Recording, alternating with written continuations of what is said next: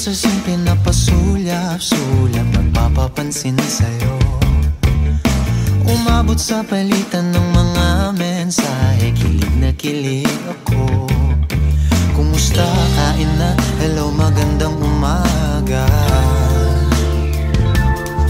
Ingat ka, pahinga, huwag kang masyadong magpupuyat pa. Naramdaman ng puso na dahan-dahan akong nahuhulog sa'yo. Sa kada araw natin na pag-uusap, meron nang namumuo. Ngunit di ko na alam kung anong patutunguhan. Ang hiling ko lang naman na itong naramdaman.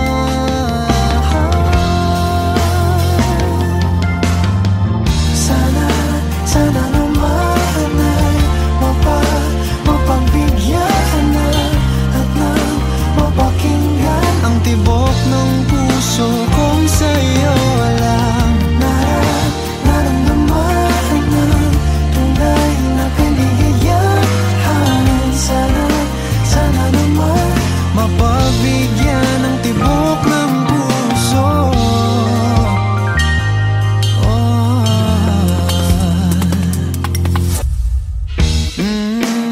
Ngunit biglang katahimikan, wala namang matandaan na nasabi baka sakaling ika'y aking nasaktan. Bigla na lamang ika'y di nagparamdam. Ako ba'y pinagsawaan o may ginagawa lang?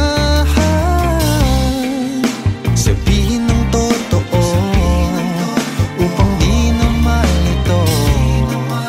Saan ba lulugar?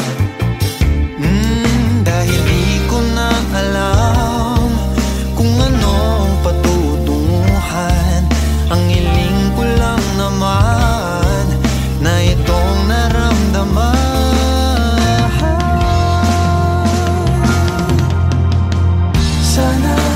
Sana naman ay mapagbigyan na at nang mapakinggan ang tibok ng puso kong sa'yo lang naramdaman na tunay na kaligayahan. Sana naman mapagbigyan ang tibok ng puso. Oh no.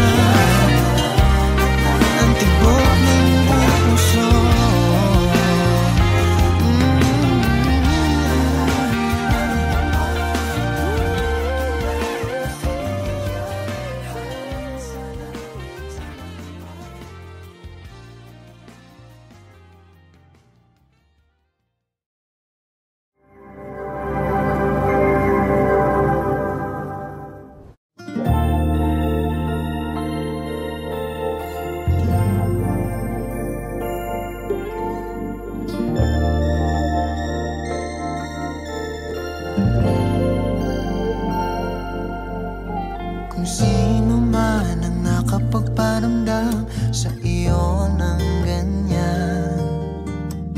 Sana naman ay matutunan niya na hindi basta lang ang iyong halaga.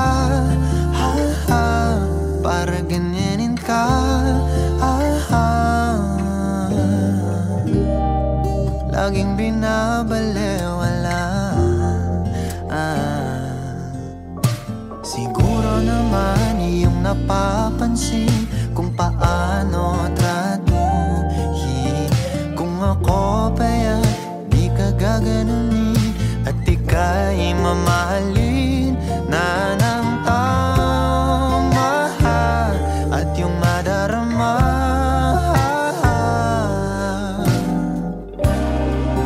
na ika'y mahalaga.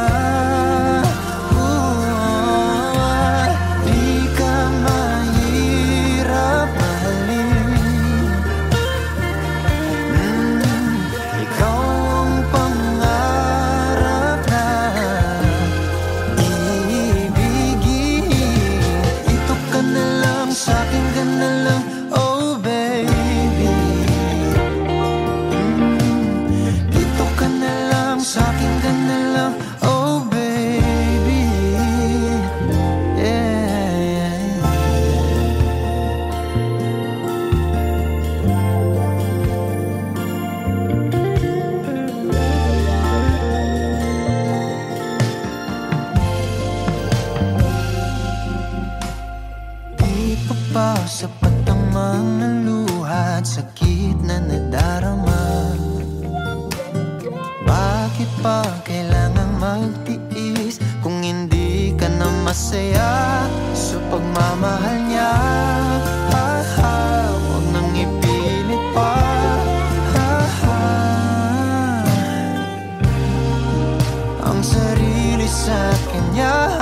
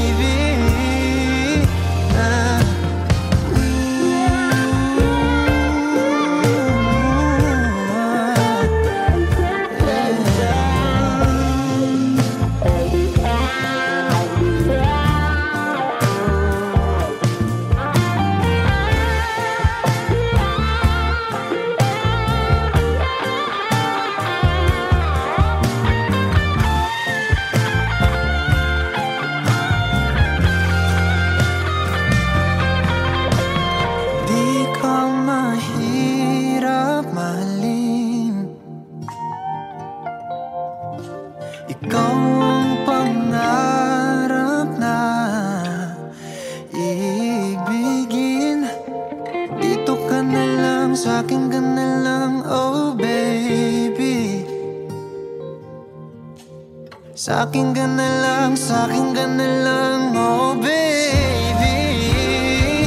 Yeah, di ako mahirap mahalin.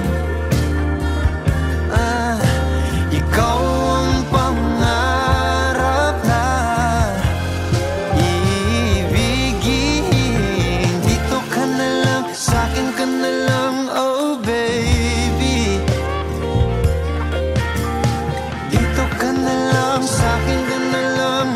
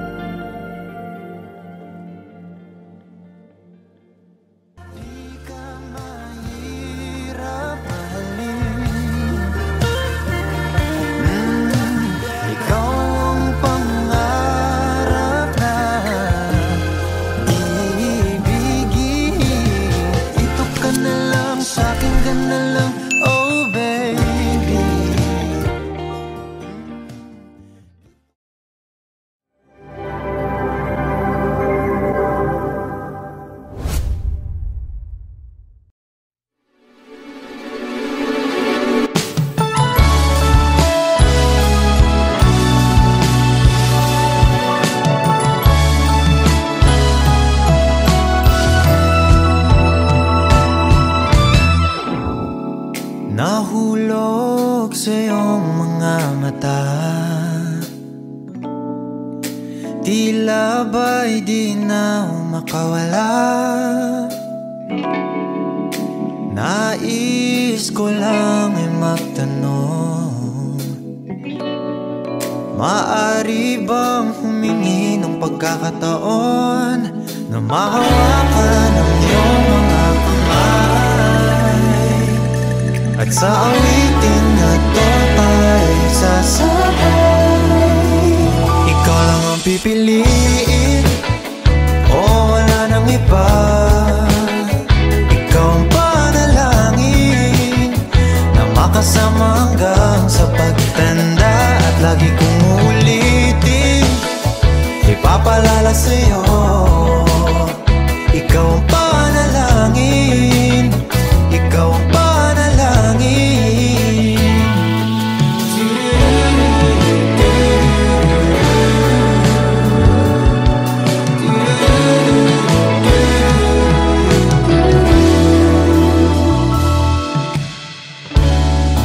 Pangakong ika'y aalagaan, ibibigay lahat, pati ang buwan. At sa ilalim nitong mga bituin ay aaminin na ang tunay na pagtingin, at hawakan ang iyong mga kamay, at sa awitin na to tayo sasabay. Ikaw lang ang pipiliin, o wala nang iba. Ikaw ang panalangin na makasama hanggang sa pagtanda, at lagi kong uulitin, ipapalala sa'yo. Ikaw ang panalangin, ikaw ang panalangin.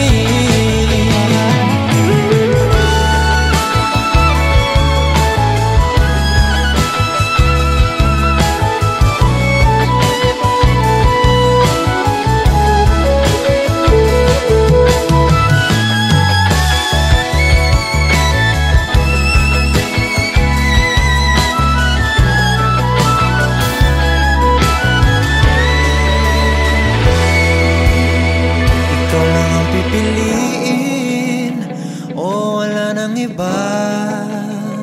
Ikaw ang panalangin na makasama hanggang sa pagtanda, at lagi kong uulitin, ipapalala sa'yo.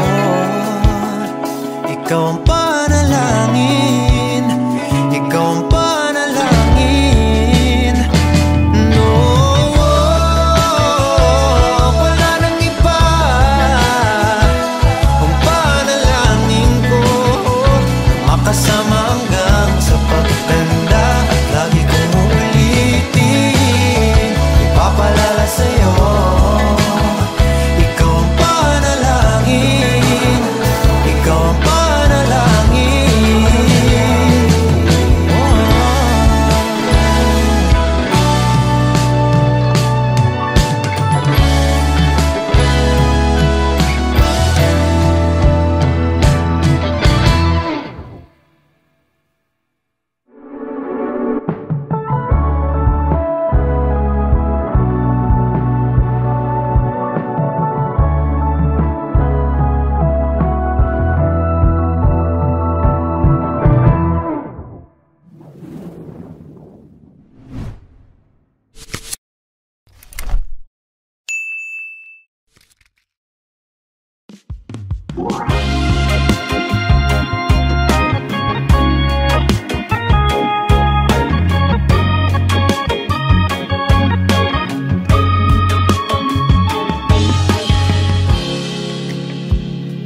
Sandali lang, pahirap ng pahirap ang laban, nahuhulog dahan-dahan. Di na yata kaya pang labanan, at kahit na ano mang pilit, pigilan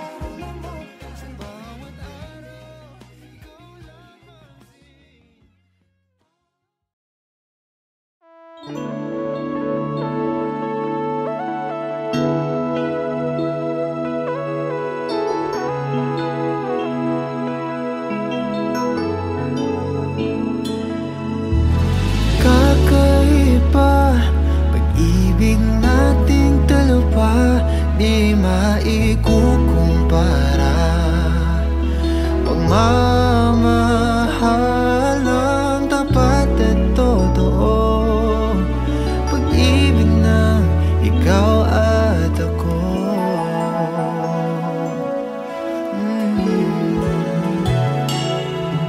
So una pa lang, ramdam ko na ligtas at masaya ang puso pag nariyang ka. Pag di ka kasama, di mangangamba, kasi alam kong sa akin ka. Balewala ang sasabihin ng iba, at kahit na hindi nila maiintindihan, kakaiba, kakaiba, kakaiba. Pag-ibig nating dalawa, di maikukumpara. Pagmamahal ang tapat at totoo, pag-ibig ng ikaw at ako.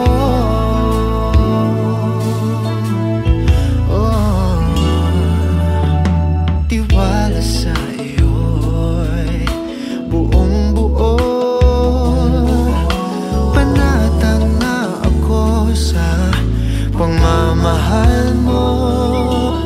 At sakali man na magkamali, ay aayusin at tatanggapin. Balewala ang sasabihin ng iba, at kahit na hindi nila maiintindihan, kakaiba, kakaiba, kakaiba. Pag-ibig nating dalawa, di maikukumpara. Pagmamahal ng tapat at totoo, pag-ibig ng ikaw at kakaiba. Pag-ibig nating dalawa, di maikukumpara. Pagmamahal ng tapat at totoo, pag-ibig ng ikaw at ako.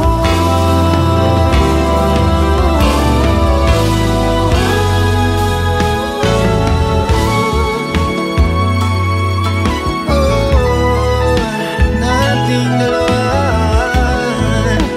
ating dalawa, yeah.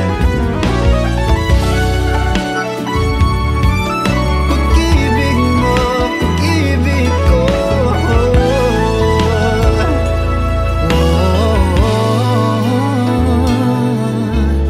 kakaiba. Pag-ibig nating dalawa, di maikukumpara. Pagmamahal ang tapat at totoo, pag-ibig ng ikaw at ako.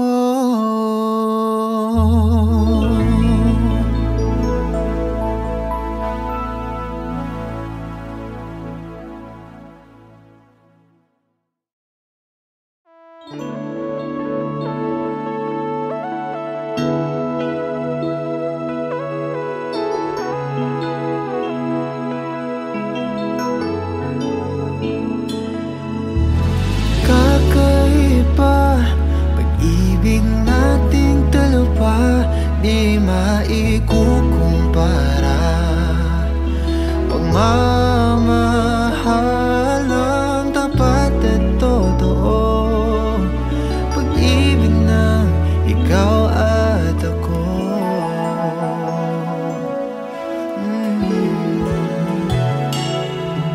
So una pa lang,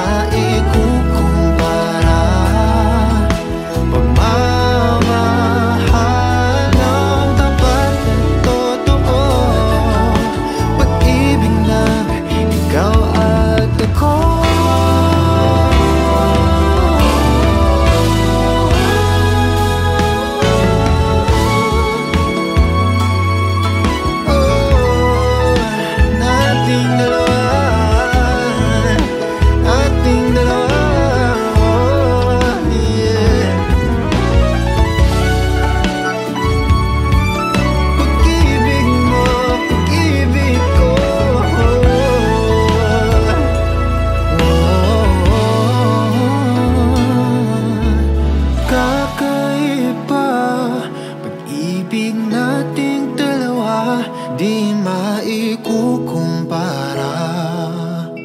Pagmamahalang tapat at totoo, pag-ibig ng ikaw at ako.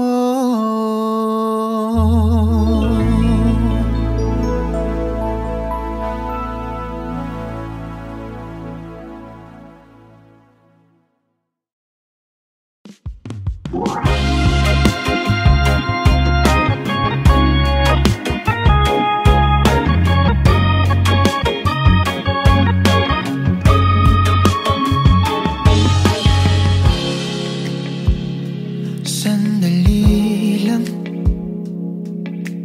pahirap ng pahirap ang laban. Nahuhulog dahan-dahan,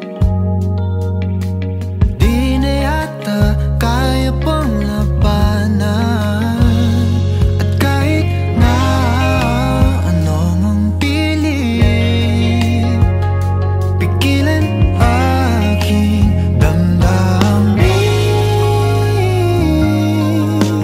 Nais ko sanang ika'y ayain sa panghabang buhay na pagmamahalan. Sa bawat araw na magdaan, pipiliin ibigin kasi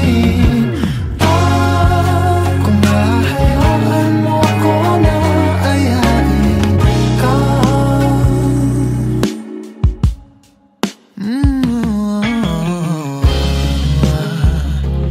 Kaibigan, maaari ba kayang magkaibigan? Sandali lang, pwede ba nating mapag-usapan? Sakali lang magkaaminan,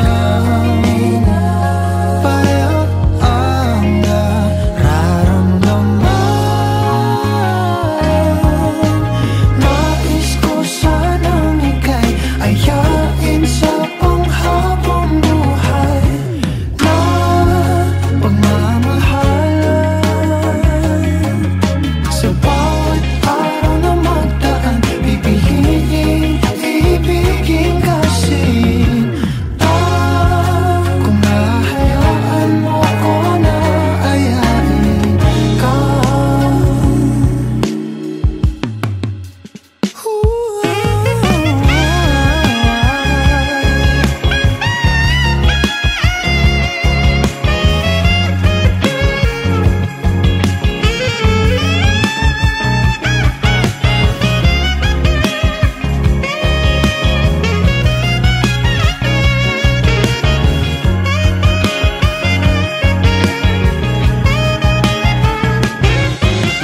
Nais ko sanang ika'y ayain sa panghabang buhay na pagmamahalan. Sa bawat araw na magdaan, pipiliin ibigin kasi kung hahayaan mo ko na ayain. Nais ko sanang ika'y ayain sa panghabang buhay na pagmamahalan. Sa bawat araw na magdaan, bawat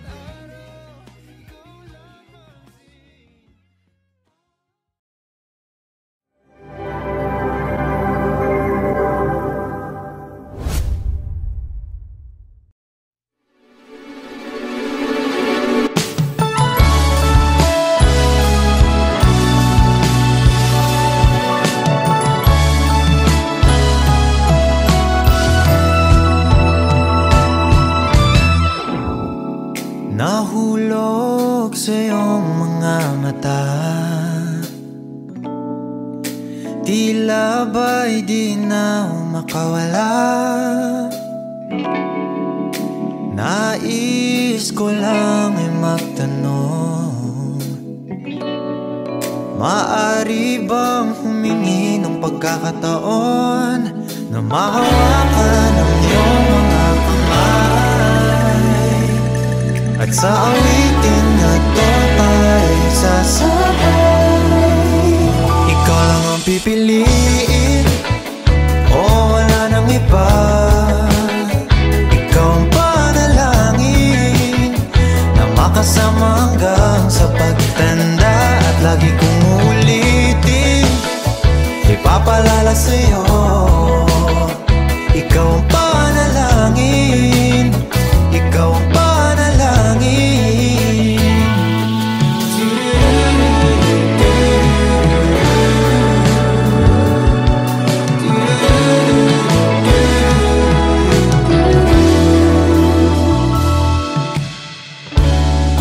Pangakong ika'y aalagaan, ibibigay lahat, pati ang buwan. At sa ilalim nitong mga bituin ay aaminin na ang tunay na pagtingin, at hawakan ang iyong mga kamay, at sa awitin na to tayo sasabay. Ikaw lang ang pipiliin, o wala nang iba. Ikaw ang panalangin na makasama hanggang sa pagtanda, at lagi kong uulitin, ipapalala sa'yo. Ikaw ang panalangin, ikaw ang panalangin.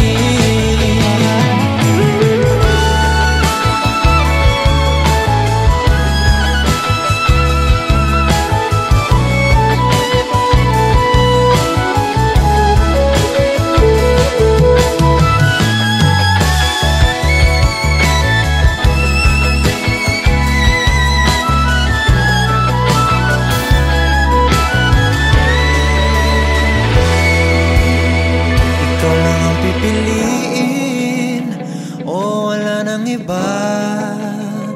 Ikaw ang panalangin na makasama hanggang sa pagtanda, at lagi kong uulitin, ipapalala sa'yo. Ikaw ang panalangin, ikaw ang panalangin. No, wala nang iba. Ang panalangin ko makasama hanggang sa pagtanda, at lagi kong uulitin, ipapalala sa'yo. Ikaw ang panalangin, ikaw ang panalangin.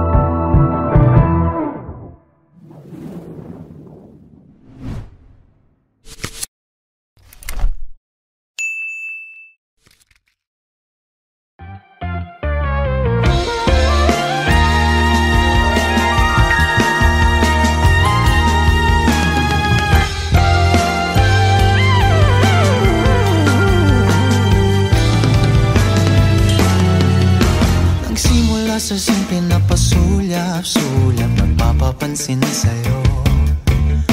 Umabot sa palitan ng mga mensahe, kilig na kilig ako. Kumusta, kain na, hello, magandang umaga. Ingat ka, pahinga, huwag kang masyadong magpupuyat pa. Naramdaman ng puso na dahan-dahan akong nahuhulog sa'yo. Sa kada araw natin na pag-uusap, meron nang namumuo. Ngunit di ko na alam kung anong patutunguhan.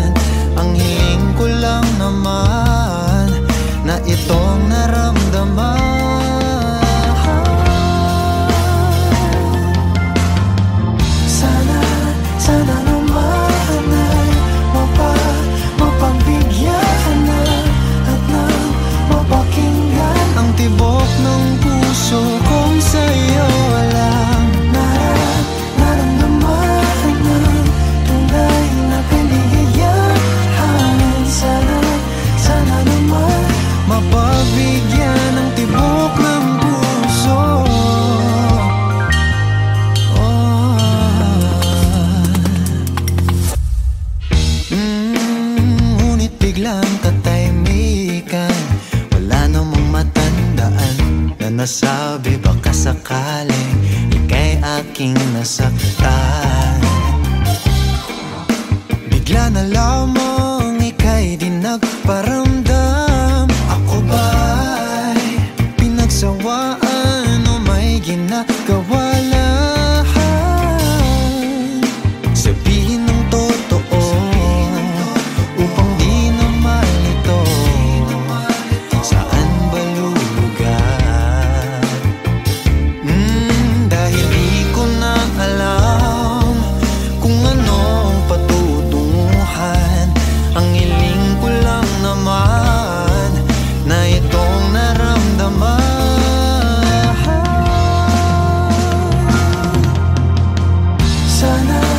Sana naman ay mapabigyan na at nang mapakinggan ang tibok ng puso kung sa'yo lang.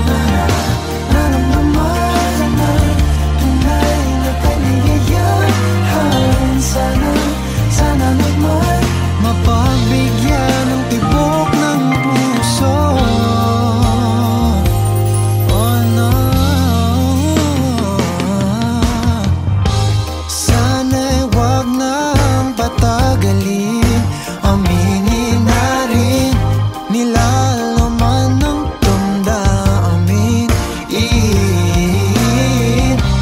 Sana'y sabihin mo sa'kin kung meron mang pagtingin. Sana'y ikaw rin.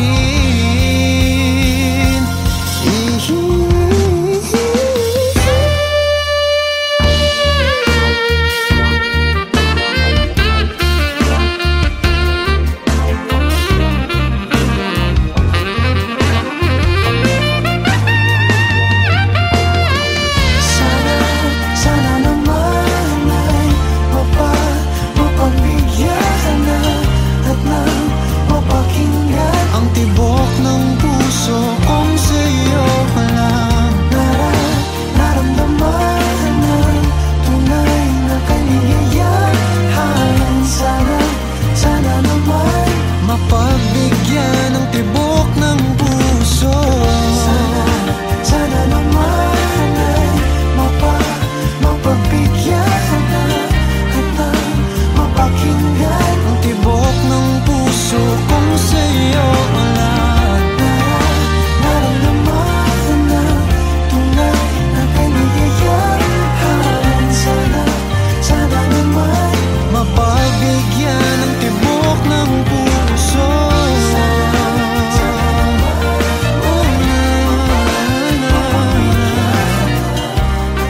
Ang tibok ng puso.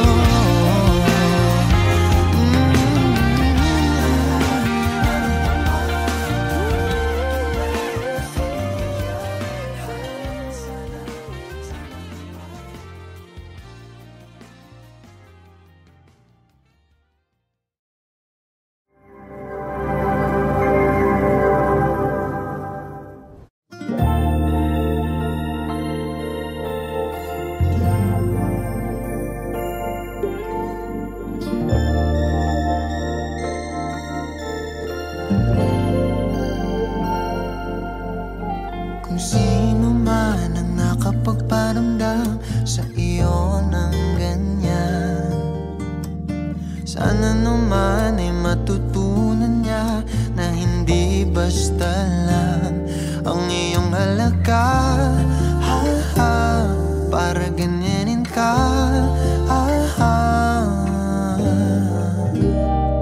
Laging binabalewala.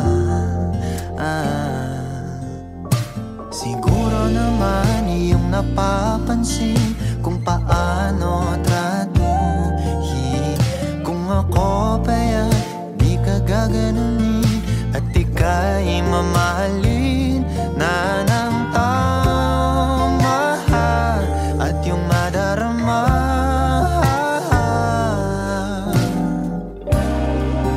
na ika'y mahalaga. Di ka mahirap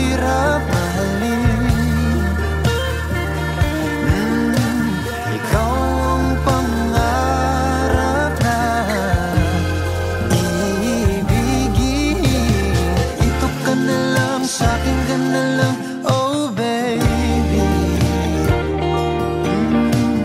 Dito ka na lang, sa'kin ka na lang, oh baby. Yeah.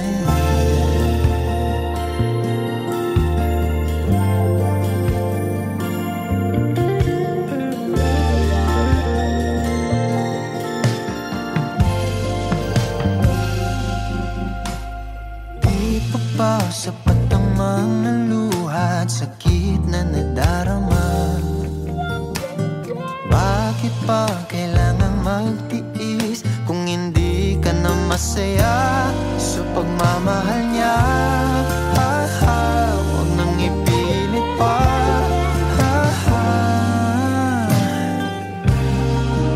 Ang sarili sa kanya.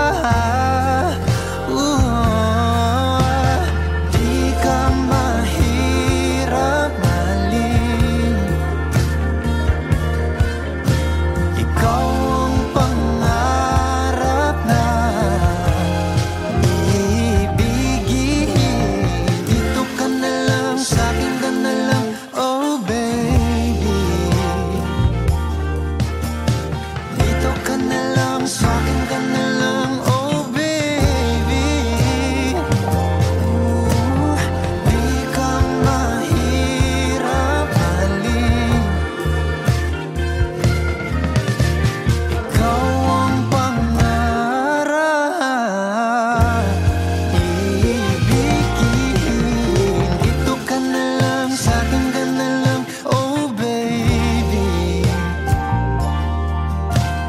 Dito ka na lang, sa'kin ka na lang, oh baby.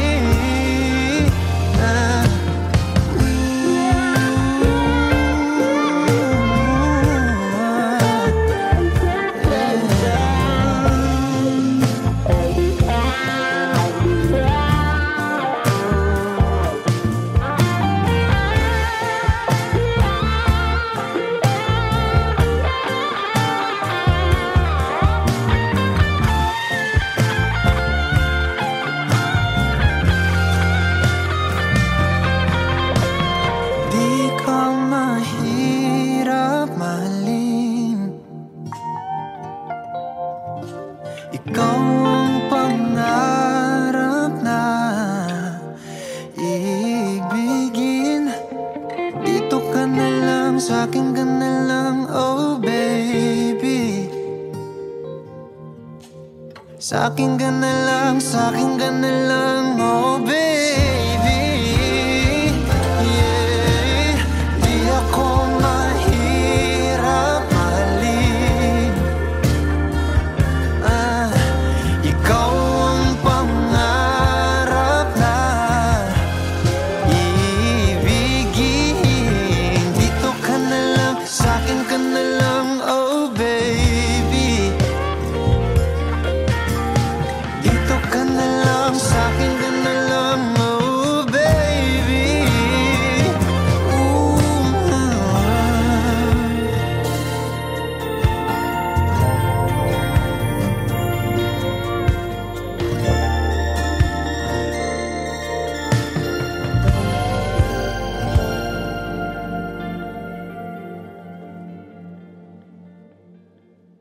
Di ka mahirap mahalin.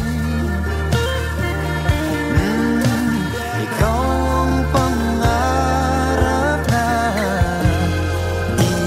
ibigin. Dito ka na lang, sa'kin ka na lang, oh baby.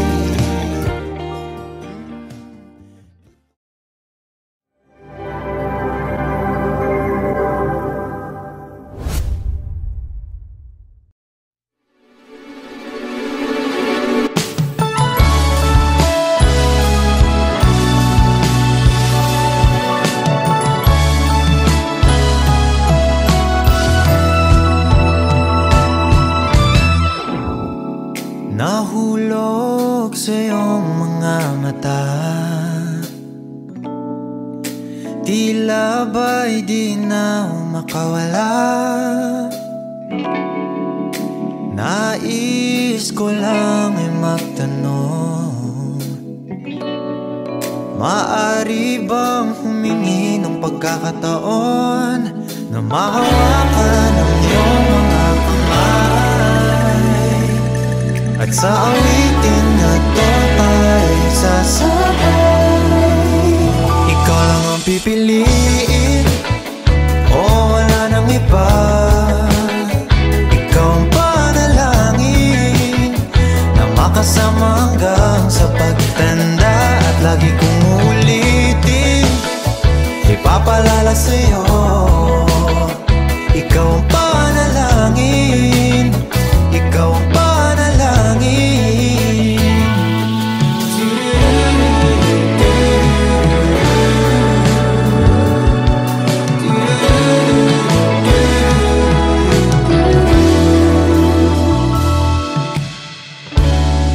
Pangakong ika'y aalagaan, ibibigay lahat, pati ang buwan. At sa ilalim nitong mga bituin ay aaminin na ang tunay na pagtingin, at hawakan ang iyong mga kamay, at sa awitin na to tayo sasabay. Ikaw lang ang pipiliin, o wala nang iba. Ikaw ang panalangin na makasama hanggang sa pagtanda, at lagi kong uulitin, ipapalala sa'yo. Ikaw ang panalangin, ikaw ang panalangin.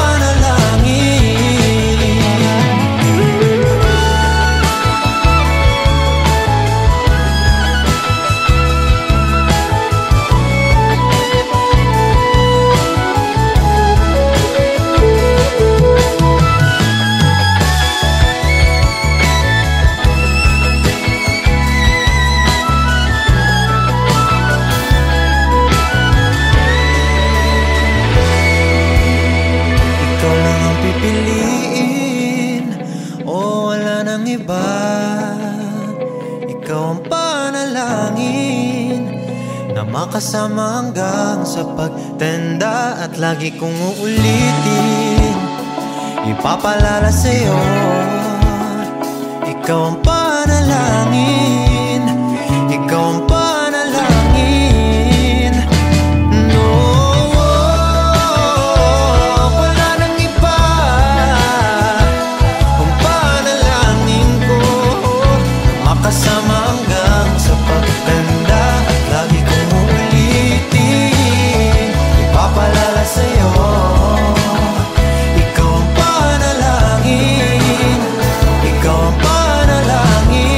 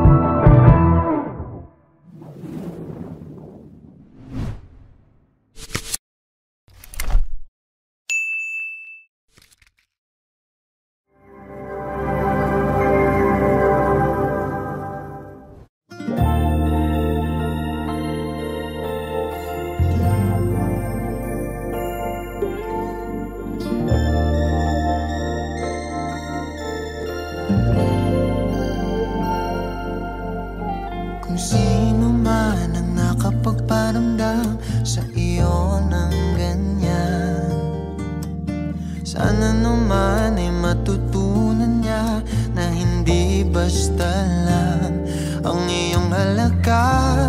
Ha, ha, para ganyanin ka. Ha, ha,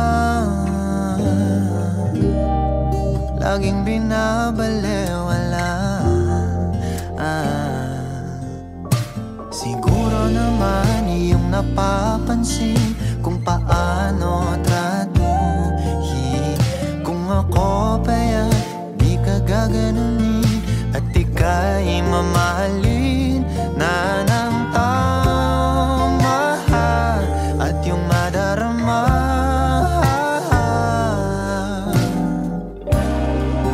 na ika'y mahalaga. Di ka mahirap mahalin. Ikaw ang pangarap na ibigin. Ito ka na lang, sa'kin ka na lang, oh baby. Dito ka na lang, sa'kin ka na lang, oh baby. Yeah.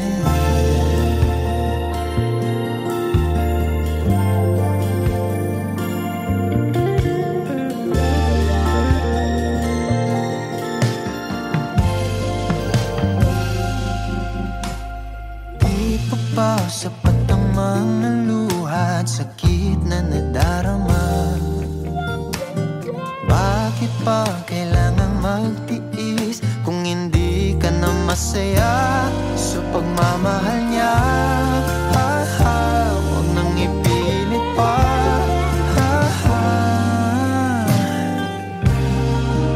Ang sarili sa kanya. Di ka mahirap mahalin. Ikaw ang pangarap na ibigin. Dito ka na lang, sa'kin ka na lang, oh baby. Dito ka na lang, sa'kin ka na lang, oh baby.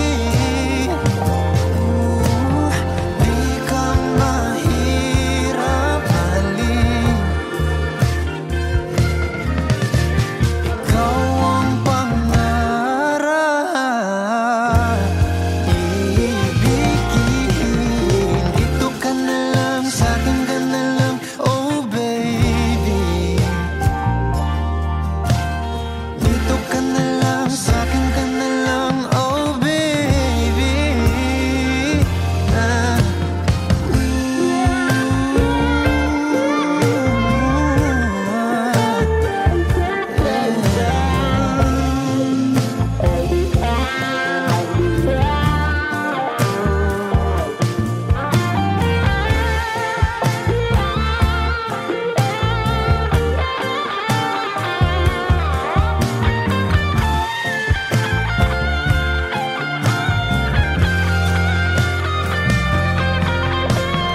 Di ka mahirap mahalin.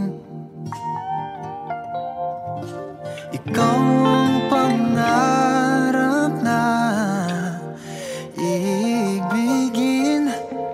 Dito ka na lang, sa'kin ka na lang, oh baby. Sa'kin ka na lang, sa'kin ka na lang, oh baby. Yeah. Di ako mahirap mahalin. Ikaw ang pangarap na ibigin.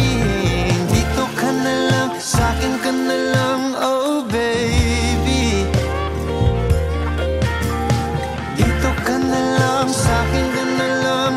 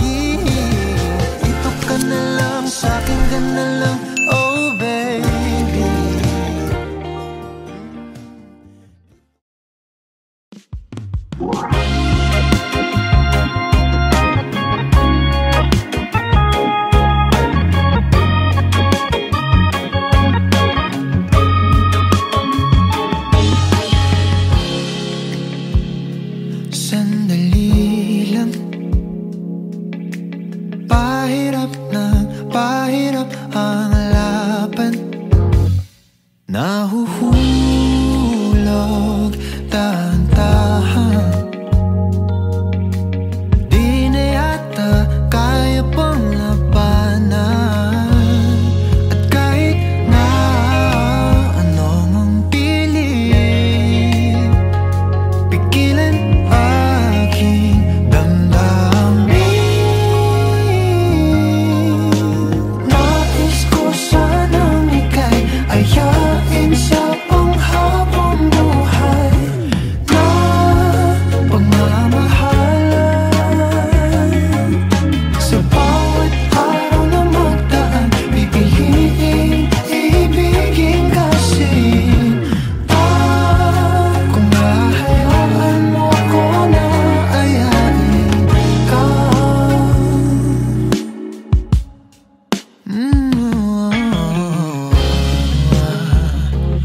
Kaibigan,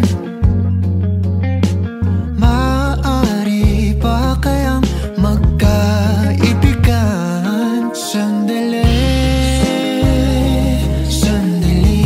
lang. Pwede ba nating mapag-usapan? Sakali lang magkaaminan, pareho ang nararamdaman. Nais ko sanang ika'y ayain sa panghabang buhay na pagmamahalan. Sa bawat araw na magdaan, pipiliin ibigin kasi kung hahayaan mo ko na ayain ka.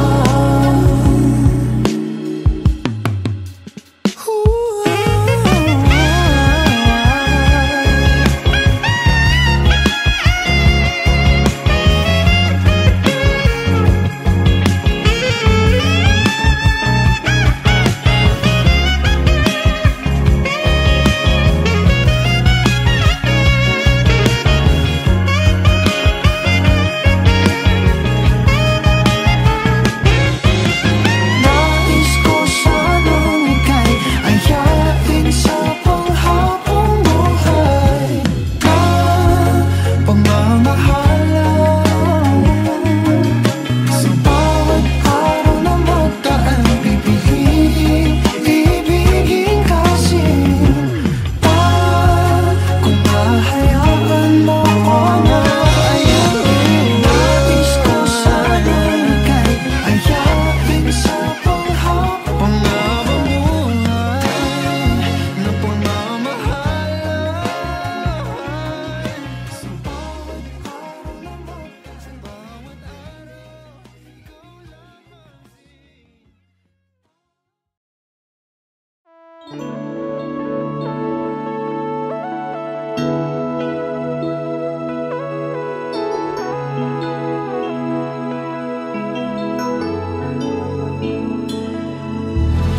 kakaiba, pag-ibig nating dalawa di maikukumpara.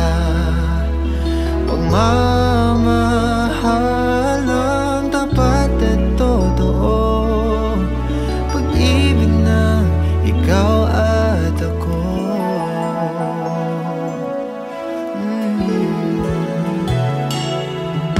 So una pa lang, ramdam ko na ligtas at masaya ang puso pag nariyan ka.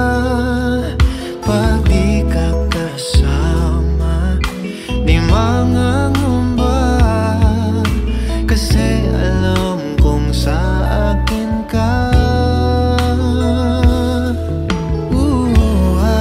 Balewala ang sasabihin ng iba, at kahit na hindi nila maiintindihan, kakaiba.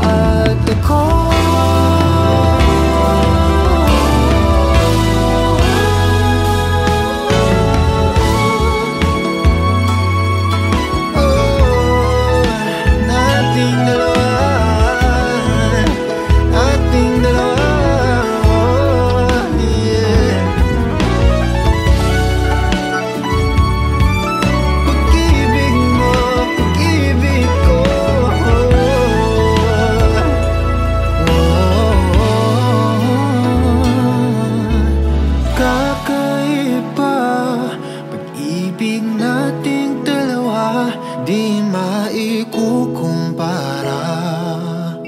Pagmamahalang tapat at totoo, pag-ibig ng ikaw at ako.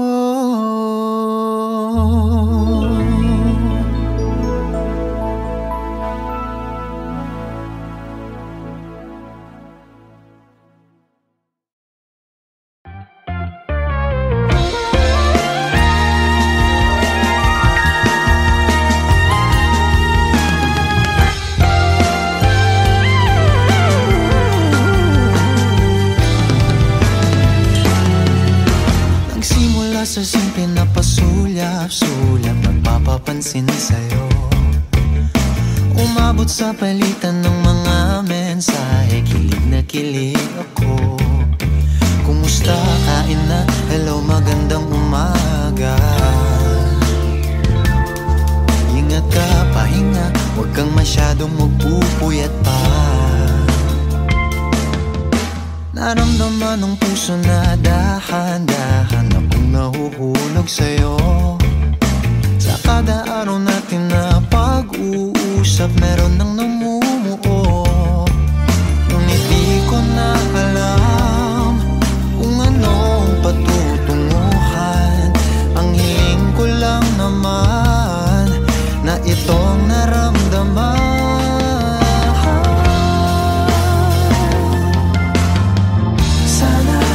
Sana naman ay mapagbigyan na at nang mapakinggan ang tibok ng puso kong sa'yo lang. Naramdaman ng tunay na kaligayahan. Sana naman mapagbigyan ang tibok ng puso.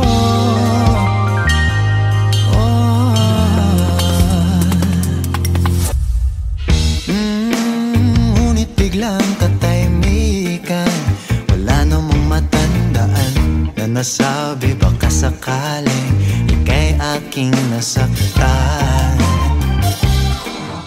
Bigla na lamang ika'y di nagparamdam. Ako ba'y pinagsawaan o may ginagawa lahat?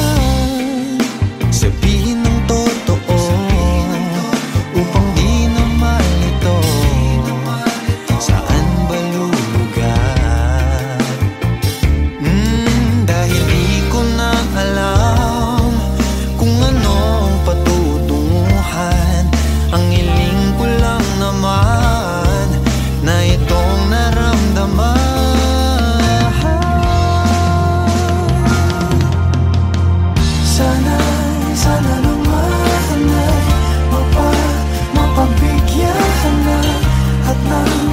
pakinggan ang tibok ng puso kong sa'yo lang.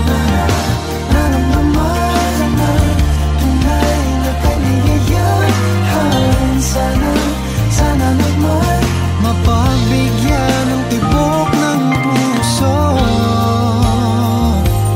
Oh no,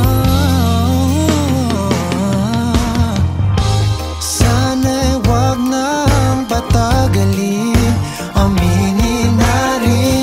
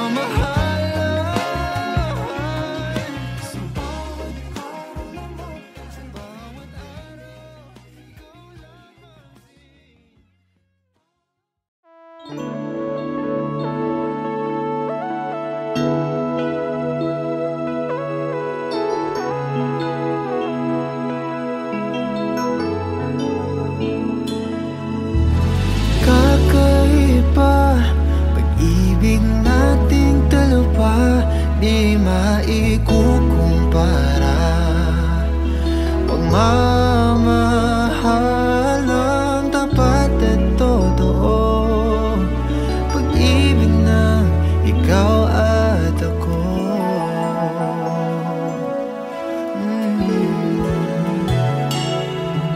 So una pa lang, ramdam ko na ligtas at masaya ang puso pag nariyan ka. Pag di ka kasama, di mangangamba, kasi alam kong sa akin ka. Balewala ang sasabihin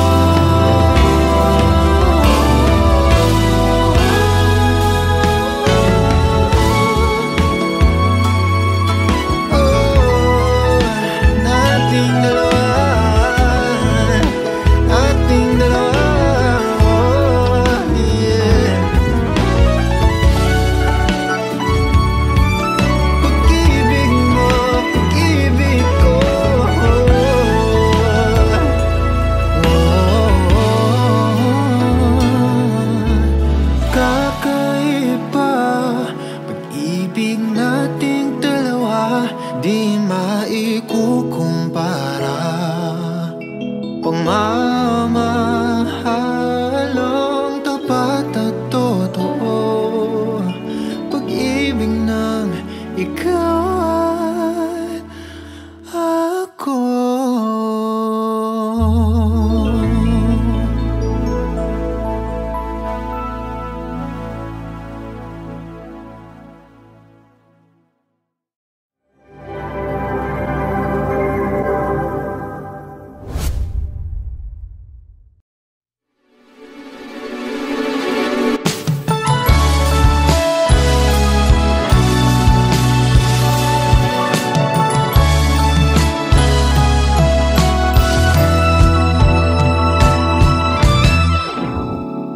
Nahulog sa iyong mga mata,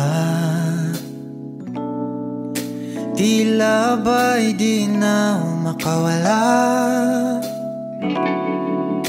Nais ko lang ay magtanong, maaari bang humingi ng pagkakataon na mahawakan ang iyong mga kamay? At sa awitin na to ay sasabay, ikaw lang ang pipiliin, o wala nang iba. Ikaw ang panalangin na makasama hanggang sa pagtanda. At lagi kong uulitin, ipapalala sa'yo, ikaw ang panalangin, ikaw ang panalangin.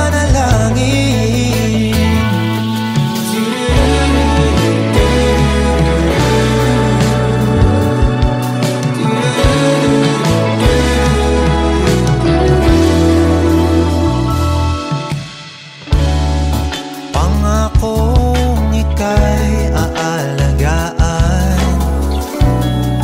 ibibigay lahat, pati ang buwan. At sa ilalim nitong mga bituin ay aaminin na ang tunay na pagtingin, at hawakan ang iyong mga kamay. At sa awitin na to tayo sasabay, ikaw lang ang pipiliin, o wala nang iba. Ikaw ang panalangin na makasama hanggang sa pagtanda. At lagi kong uulitin, ipapalala sa'yo, ikaw ang panalangin, ikaw ang panalangin.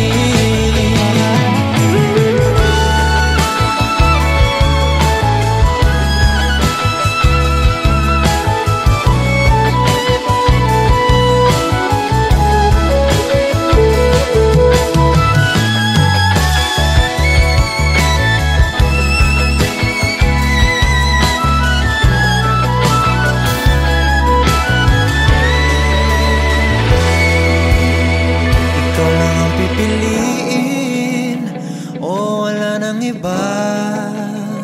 Ikaw ang panalangin na makasama hanggang sa pagtanda. At lagi kong uulitin, ipapalala sa'yo, ikaw ang panalangin, ikaw ang panalangin.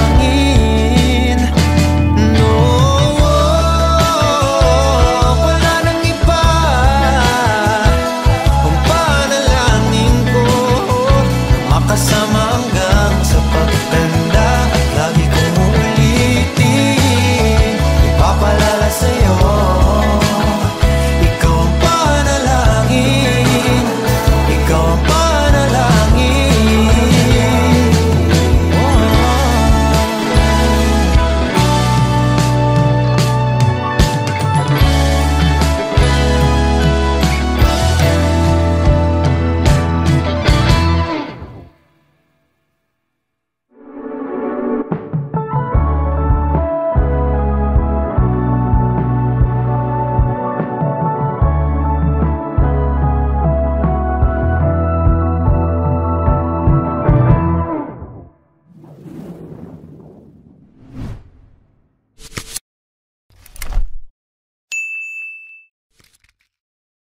Een komisch verhaal over een vreemde paspoort. Het was een normaal dag in de stad, maar een normaal dag kon altijd een ongelooflijk verhaal worden. De lucht was donkerblauw, de zon scheen als altijd, en de stad zag eruit alsof ze zich net van een goede nachtrust had gewekt. In de verte zag je de wolken als kleine witte schepjes op een wateroppervlak. Er was een man die aan een cafétafel zat, een kop thee dronk en leek op zijn pad te genieten. Hij heette Willem, een naam die in Nederland vaak voorkomt, maar hij droeg een unieke houten horloge. Willem was een ontdekking. Hij was op een avond in de stad aangekomen, met een tas vol kleding en een lichtgrijs pak.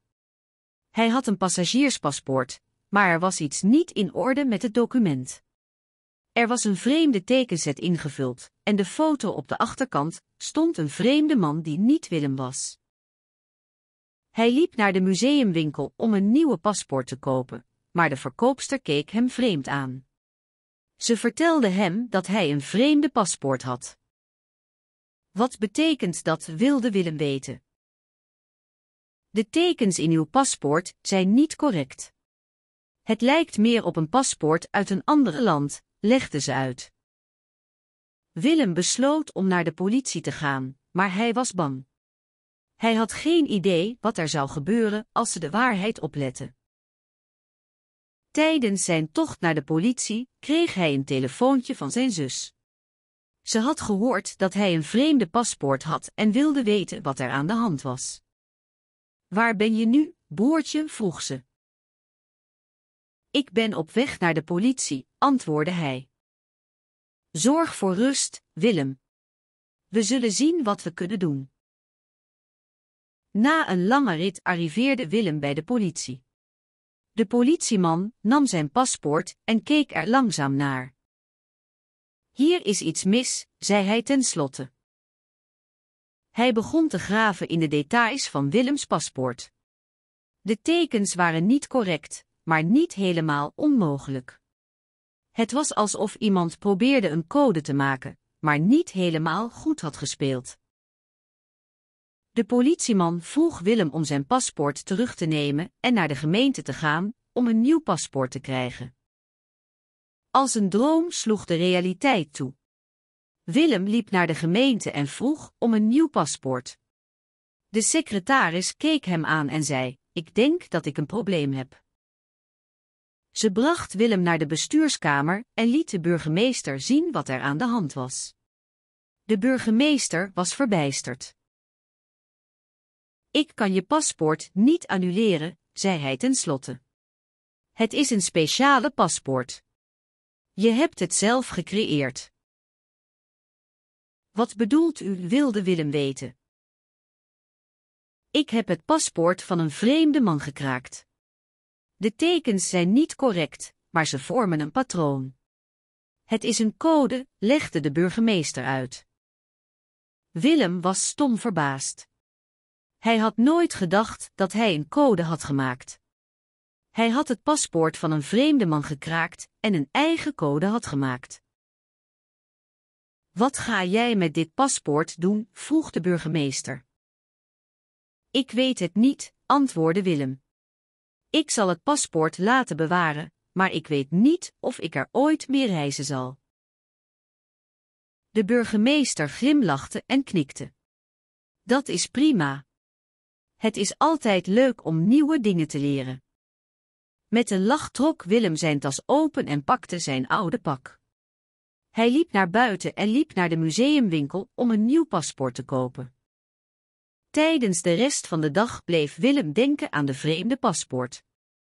Hij vond het een interessante ervaring en hij begon te denken dat hij misschien wel iets van een hacker was. Het was een normaal dag, maar een normaal dag kon altijd een ongelooflijk verhaal worden. Een avontuurlijk verhaal over een mysterieuze bootreis door de zee. In de stad van Nieuw-Brabants, een straatje aan de rand van de haven, woonde een jonge vrouw met een onverwacht vreemde naam, Lila van der Wijk. Haar leven was totaal anders dan verwacht voor iemand uit haar omgeving. Haar huis, een oud gebouw met een stenen muur en een tuin vol bloemen, lag aan de oever van de haven.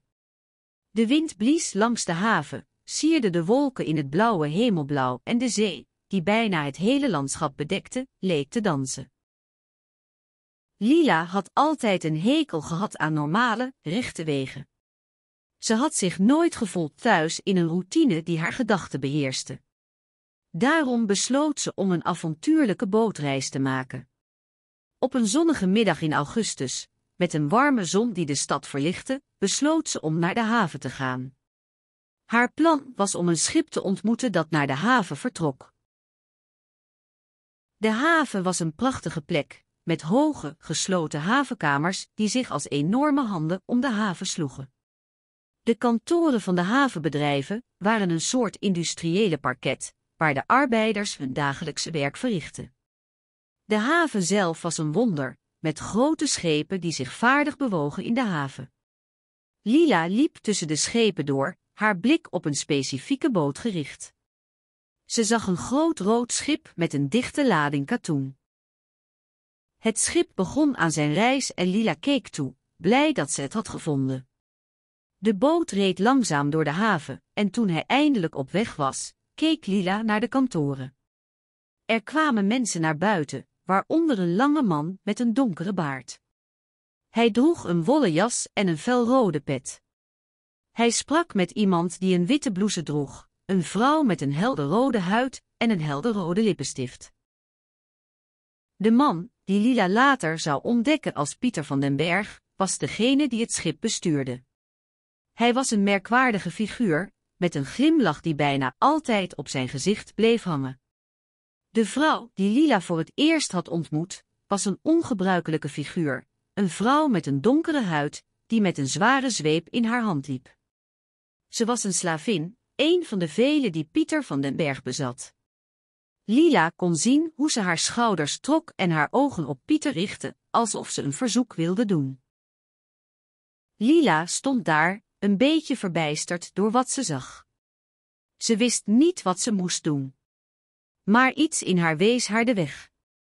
Ze liep naar Pieter toe en fluisterde: "Ik ben hier om jouw reis te helpen." Pieter keek Lila aan, zijn glimlach verduidelijkend dat hij haar geloofde. Hij begon haar te vertellen over de reis en over de veiligheid van de boot. Lila luisterde aandachtig, maar haar ogen waren op de slavin gericht. Ze zag hoe ze haar ogen neersloeg en haar schouders trok, alsof ze bang was. Lila wist dat ze iets moest doen. Ze keek Pieter aan en zei: "Ik kan je helpen." Ze begon de slavin te helpen, zowel met het laden van de katoen als met het onderhouden van de boot. Pieter keek Lila aan, zijn glimlach werd nog breder. Hij begon te lachen en zei: "Je bent een fantastische vriendin, Lila." Ze begonnen samen de reis te maken, met Lila's vaardigheden en Pieters ervaring. Ze vonden het heerlijk om te werken en te lachen. De zon scheen, de wind ruiste en de zee lag rustig voor hen. Ze maakten de reis langzaam en zorgvuldig, met Lila's nieuwe vriendin, de slavin, in de boot. Toen ze tenslotte de haven bereikten, was het een herinnering aan het begin van hun reis. Ze zagen hoe de mensen van de haven konden zien hoe het schip op de kade stond. Ze zagen hoe Pieter naar hen keek, zijn glimlach nog steeds op zijn gezicht.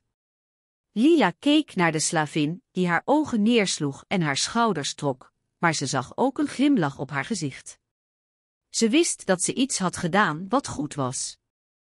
Lila en Pieter maakten een nieuwe afspraak om de volgende keer samen te reizen. Ze zouden de haven en de zee blijven betrekken, maar nu met een betekenis die ze niet eerder hadden gehad.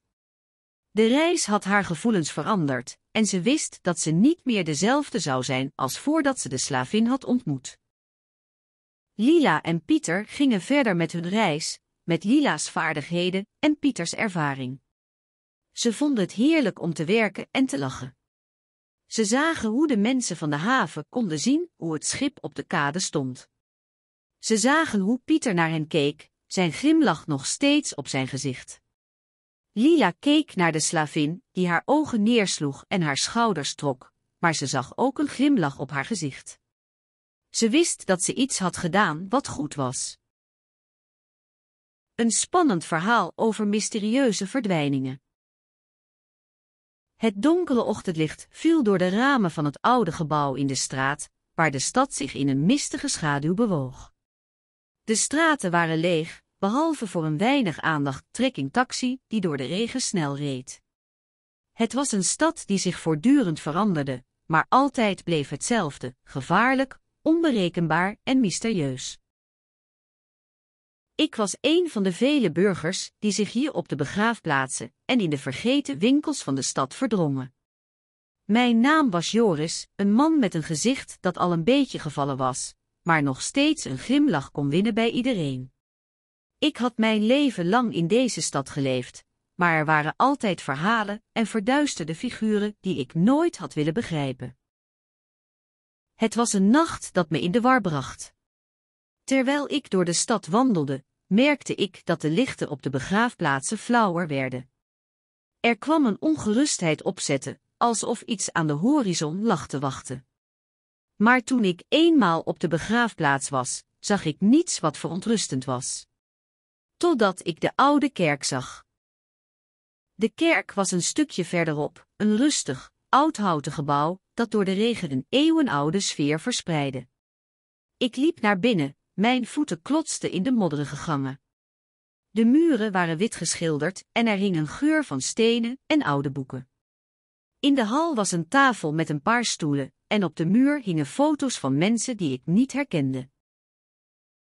Ik ging zitten en las de foto's door, maar toen ik een foto zag van een jongeman met donker haar, wist ik dat ik iets had ontdekt. Het was een man die ik niet kende, maar die eruit zag alsof hij hier geweest was. De foto's vertelden verhalen over een mysterieuze verdwijning, en ik besloot om de zaak te verkennen. Ik vond een oude archiefkast achter in de kerk en trok er een map uit. Het was vol met oude briefjes en papieren, en er stonden verhalen over verdwijningen en verdachte figuurs. In een brief die ik las, werd een man genoemd die in de stad verdween en nooit meer terugkwam. De brief gaf geen details, alleen dat hij op een avond verdween en nooit meer terugkwam. Ik keek naar de foto's die ik eerder had gezien en zag dat de man eruit zag als een van de verdwenen. Ik besloot om een rechercheagent te bellen en hem alles te vertellen. Op de dag dat ik mijn verhaal aan de recherche gaf, was het al donker. De regen sloeg tegen de ramen en het was alsof de hele stad op dat moment stilstond. Ik zat in de wachtzaal, mijn handen nat van de regen, en luisterde naar de geluiden buiten. Het was alsof de stad zelf in stilte wachtte tot iets zou gebeuren. De rechercheur die me ontving, was een man met een donker haar en een vermoeide blik in zijn ogen. Hij luisterde geduldig naar mijn verhaal en vroeg me om alle details. Toen hij klaar was, zei hij: "Het lijkt erop dat je iets hebt gevonden wat we moeten onderzoeken." Ik keek hem aan, mijn hart klopte in mijn keel. Dit was het moment dat ik had gewacht op, het moment waarop ik iets kon doen om het verdriet en de angst te verminderen die door de stad heen trok. En zo begon de zoektocht naar de mysterieuze verdwijning die zou worden verhoogd tot een spannend verhaal. Een mysterie in de ruimte, het verdwenen schip van de Orion. In de drukke, geurige stad van Amsterdam, waar de wateren van de IJssel en de Amstel hun laatste stappen namen, lag de stad in een rustig moment. De lucht was zacht en helder, met een lichte regen die zachtjes tegen de ruiten sloeg.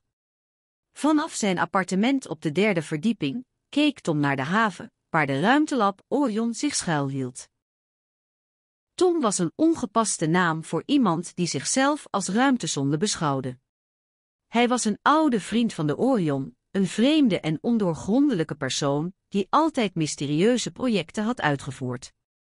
Soms leek hij bijna als een vreemde uit een andere dimensionale planeet.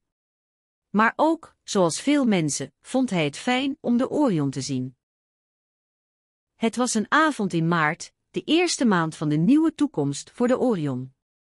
De stad lag er rustig en stil bij, maar binnen de Orion leek de wereld in chaos te verkeren. Er was iets mis. Tom voelde het, hij kon het voelen in zijn aderen. Tijdens een van zijn vaardigheden voor de Orion had hij een vreemd bericht ontdekt. Het was een bericht dat een ruimtelijke misdaad betrof. Een schip, het Orion zelf, was verdwenen. Tom wist dat dit een ernstige zaak was, en hij besloot om de situatie te onderzoeken. Hij begon zijn onderzoek in de haven te doen. Het was een ondiepe haven, met kleine, donkere huizen langs de kade. De straten waren verlaten, maar Tom zag nog steeds de gevaarlijke vorm van de Orion, opgesteld als een monster in de nacht. Toen hij de haven had verkend, begon hij te denken. Was er een mogelijkheid dat de Orion niet was verdwenen? Misschien was ze gewoon gestrand. Hij besloot om de haven opnieuw te bezoeken, nu met een plannenboek in handen. Op de volgende ochtend, toen de zon de hemel inlichtte met haar warme gloed, begon Tom zijn zoektocht. Hij liep langs de haven, door de straten naar de haven. Toen hij bij de Orion kwam, was het alsof hij een schok had gekregen. De ruimteboot was niet gestrand, maar verdwenen. Het was alsof ze in de lucht was opgestaan, weggegooid in de duisternis. Tom bleef staan en staarde naar de ruimteboot. Hij was bang, maar ook opgetogen. Dit was een kans om iets nieuws te doen. Hij begon de Orion te bestuderen, probeerde te ontdekken wat er mis was. En daarin ontdekte hij iets. Er waren dingen aan de Orion die niet klopten. Ze waren aangetast, maar niet door een natuurlijke oorzaak. Tom wist dat dit een aanslag was, een poging om de Orion te vernietigen. Hij moest de zaak verbergen, maar hij kon niet toestaan dat de Orion werd vernietigd. Hij moest haar redden. Tom besloot om de politie te informeren over de gebeurtenissen. Hij vertelde alles wat hij wist, en hij legde uit waar hij denkte dat de aanslag was uitgevoerd. De politie was verbijsterd door de informatie, maar ze hadden geen bewijs om de aanslag te onderzoeken. Tom begon dan een plan te bedenken. Hij moest de Orion redden, maar hoe? Hij had geen idee wat hij moest doen. Totdat hij een idee kreeg. Hij zou het geheim van de Orion delen met de mensen. Hij zou een verklaring van de Orion versturen, en hij zou het geheim delen met de wereld. Hij wilde dat de mensen wisten wat de Orion was en wat ze deed. Tijdens de middag, toen de zon hoog in de hemel stond, begon Tom zijn plan uit te voeren. Hij verzamelde een team van mensen die de Orion kenden en respecteerden. Samen schreven ze een verklaring die de mensheid zou veroveren. Tom verzamelde foto's van de Orion en liet ze zien aan de mensen. Hij vertelde hun over de mysterieuze misdaad, en hij vertelde hun over de aanslag op de Orion. De mensen waren verrast en opgewonden. Ze begonnen te discussiëren over de Orion en over de aanslag. Tom begon een nieuwe fase in de zaak te ondernemen. Hij organiseerde een grote vergadering in de haven, een plek waar de mensen samen konden komen om over de Orion te praten. Op de vergadering vertelde Tom over de aanslag en over zijn plan om de Orion te redden. Hij liet foto's zien van de Orion en hij vertelde over de mysterieuze misdaad.